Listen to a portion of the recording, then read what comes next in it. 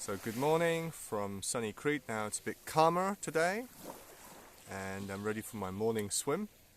So tip number 6 is a very simple one: getting to your lessons early. So I have the habit of starting 15 minutes or being at the lesson 15 minutes earlier, or when you're online also 15 minutes earlier, and it revolutionized my teaching.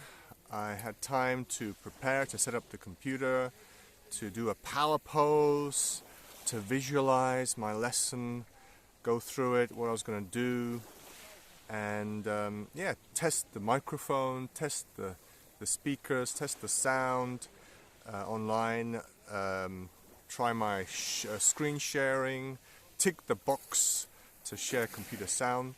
So just a little change made a big impact on my teaching.